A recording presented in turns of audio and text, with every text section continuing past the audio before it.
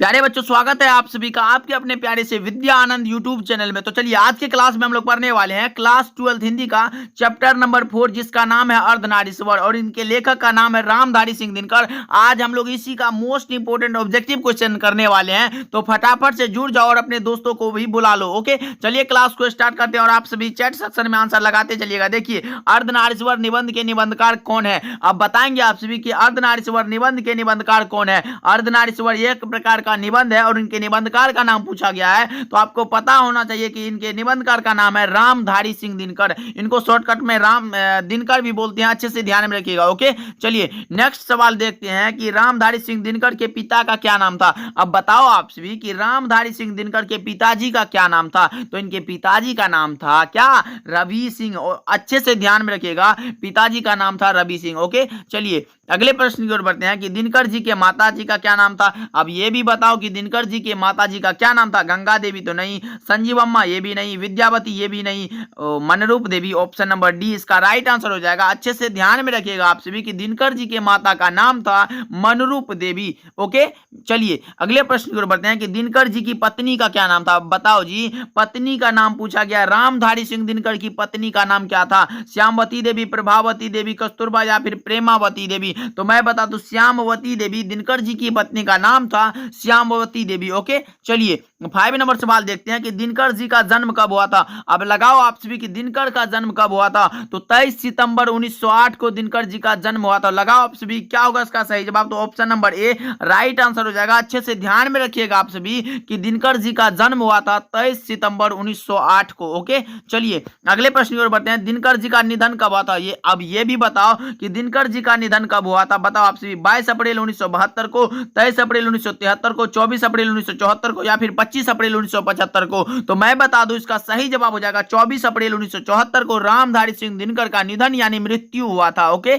चलिए नेक्स्ट सवाल की ओर बढ़ते हैं। 7 नंबर सवाल क्या कह रहा है, देखिए रामधारी सिंह दिनकर का जन्म कहां हुआ था। अब बताओ आप सभी, रामधारी सिंह दिनकर का जन्म स्थान कहां है। इटारसी मध्य प्रदेश, ढाका बंगाल, लमही वाराणसी या फिर सिमरिया बेगूसराय बिहार। तो भाई बिहार के हैं ये लेखक, Simaria Begusarai Bihar. Option number D सही जवाब हो जाएगा। अच्छे से ध्यान में रखिएगा आप सभी कि रामधारी सिंह दिनकर का जन्म हुआ था सिमरिया बेगूसराय बिहार में। ओके, चलिए नेक्स्ट सवाल की ओर बढ़ते हैं। अर्धनारीश्वर किस विधा से संबंध है। अर्धनारीश्वर का किस विधा से संबंध है। अर्धनारीश्वर यह एक प्रकार का निबंध है। मैंने कितनी बार बता चुका है कि निबंध है। ऑप्शन नंबर ए सही जवाब हो जाएगा और अर्धनारीश्वर के लेखक है रामधारी सिंह दिनकर। अच्छे से ध्यान में रखिएगा। देखिए अर्धनारीश्वर कल्पित रूप है। भाई काफी ज्यादा इंपॉर्टेंट सवाल है। देखिए एक चैप्टर से अगर आप इतना ऑब्जेक्टिव कर लेते हो ना, तो एक भी ऑब्जेक्टिव नहीं छूटेगा। अर्धनारीश्वर कल्पित रूप है किसका, शंकर और पार्वती का रूप है। अर्धनारीश्वर जो रूप है वो शंकर और पार्वती का कल्पित रूप है। ओके, चलिए नेक्स्ट सवाल की ओर बढ़ते हैं। दिनकर जी किस युग के कवि है।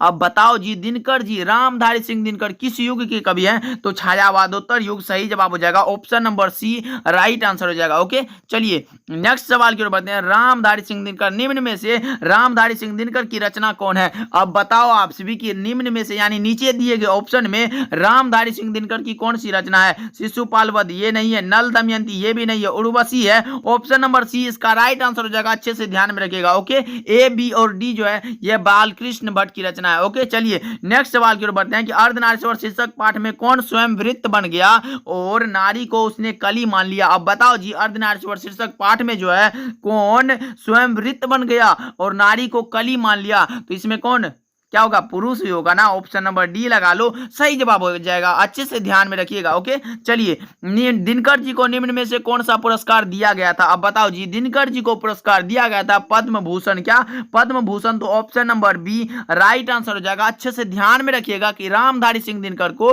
पद्म भूषण पुरस्कार दिया गया था। ओके, और साहित्य अकादमी पुरस्कार भी दिया गया था और ज्ञानपीठ पुरस्कार भी दिया गया था, ये भी ध्यान में रखिएगा। देखिए दिनकर जी को किस कृति पर, देखो ये भी क्वेश्चन आ गया, दिनकर जी को किस रचना पर भारतीय ज्ञानपीठ पुरस्कार प्राप्त हुआ।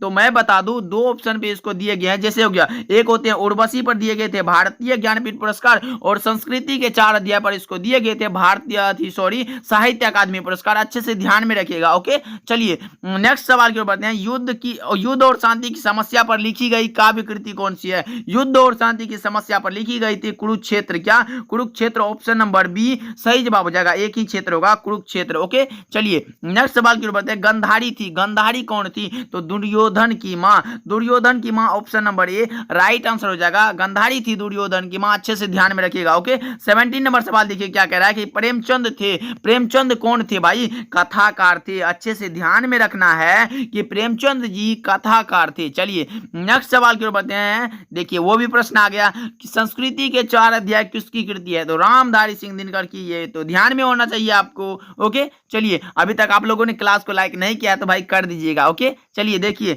19 नंबर सवाल क्या कह रहा है। देखिए कौन सी कृति रामधारी सिंह दिनकर की लिखी हुई है? अब बताओ जी कौन सी कृति रामधारी सिंह दिनकर की लिखी हुई है? शुद्ध कविता की खोज, पुनर्नवास, स्मृति की रेखाएं, नए कविता के नए प्रतिमान। तो मैं बता दूं ऑप्शन ए में जो दिया गया है शुद्ध कविता की खोज, यह रामधारी सिंह दिनकर की रचना है। ओके चलिए नेक्स्ट सवाल की ओर बढ़ते हैं कि नर और नारी एक ही द्रव्य की ढली दो प्रतिमाएं हैं। यह पंक्ति किस पाठ में आया है? नर और नारी भाई अर्धनारीश्वर किधर गया? देखो ऑप्शन नंबर सी में दिया गया है और अर्धनारीश्वर के लेखक हैं रामधारी सिंह दिनकर। ये भी ध्यान में रखना है। ओके चलिए 21 नंबर सवाल देखिए क्या कह रहा है कि दिनकर जी को किस गद्य पुस्तक पर, दिनकर जी को किस गद्य पुस्तक पर साहित्य अकादमी पुरस्कार दिया गया था? मैंने अभी तो बताया, बताओ आप सभी। साहित्य अकादमी पुरस्कार संस्कृति के 4 अध्याय पर दिया गया था। अच्छे से ध्यान में रखिएगा आप सभी। चलिए नेक्स्ट सवाल की ओर बढ़ते हैं कि अर्धनारीश्वर का क्या अर्थ है? अर्धनारीश्वर का अर्थ है कि आधा नारी और आधा पुरुष, आधा नारी और आधा पुरुष। तो option number C right answer हो जाएगा। अच्छे से ध्यान में रखना है। ओके चलिए कामिनी तो अपने साथ यामिनी की शांति लाती है भाई, यामिनी की शांति लाती है। तो ऑप्शन नंबर सी लगा लो और अच्छे से याद कर लो। ये बहुत छोटा वीडियो होगा, काफी ज्यादा इंपॉर्टेंट होगा। चलिए देखिए जिस पुरुष में नारीत्व नहीं क्या है? संपूर्ण है, अपूर्ण है, अधूरा या फिर अर्धपूर्ण है? क्या होगा इसका सही जवाब? फटाफट से लगाओ जी। कमेंट सेक्शन, चैट सेक्शन में दिख नहीं रहा है आंसर। देखो जी जिस पुरुष में नारीत्व नहीं वो अपूर्ण है। क्या अपूर्ण है? तो ऑप्शन नंबर क्या बी सही जवाब हो जाए। अपूर्ण का मतलब हुआ ओ मतलब नहीं, पूर्ण मतलब पूरा, मतलब पूरा नहीं हो सकता है। ओके चलिए 25 नंबर देखिए सवाल क्या कह रहा है। अर्धनारीश्वर में किस गुण का समन्वय है? अर्धनारीश्वर में गुण का समन्वय है पुरुष और नारी दोनों के, पुरुष और नारी दोनों के। तो option number C right answer हो जाएगा। चलिए नेक्स्ट सवाल की ओर बढ़ते हैं कि दिनकर जी की पहली काव्य पुस्तक कौन सी है? दिनकर जी की पहली काव्य पुस्तक कौन सी है? फटाफट से लगाओ। तो प्रणभंग सही जवाब हो जाएगा। दिनकर जी की पहली काव्य पुस्तक का नाम है प्रणभंग। ओके चलिए नेक्स्ट सवाल की ओर बढ़ते हैं कि अर्धनारीश्वर शंकर और पार्वती का किस प्रकार का रूप? अभी तो मैंने बताया कि अर्धनारीश्वर रूप है शंकर और पार्वती का कल्पित रूप। कहां गया? ऑप्शन नंबर बी में दिया गया है जी। अच्छे से याद कर लो आप सभी कि अर्धनारीश्वर शंकर और पार्वती का कल्पित रूप है। चलिए अगले प्रश्न की ओर बढ़ते हैं।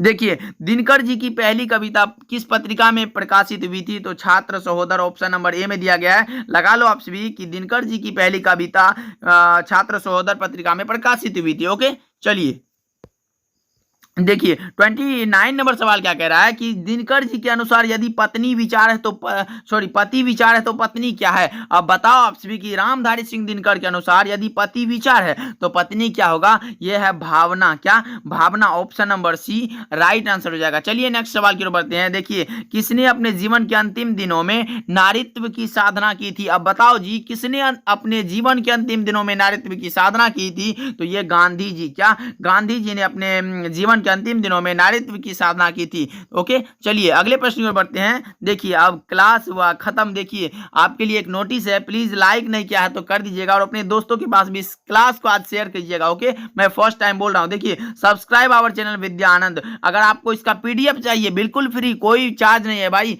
मैं आपसे कोई चार्ज नहीं लूंगा। विद्या आनंद टेलीग्राम पे सर्च कीजिएगा, वहां ज्वाइन हो जाइएगा, मैं यहाँ पीडीएफ दे दूंगा। ओके मिलते हैं अगले क्लास में, तब तक के लिए आप अपना ध्यान रखिएगा, खूब मेहनत करिएगा आप सभी और अच्छे से तैयारी कीजिएगा क्योंकि एग्जाम का टाइम बहुत ही ज्यादा कम है। मिलते हैं अगले क्लास में।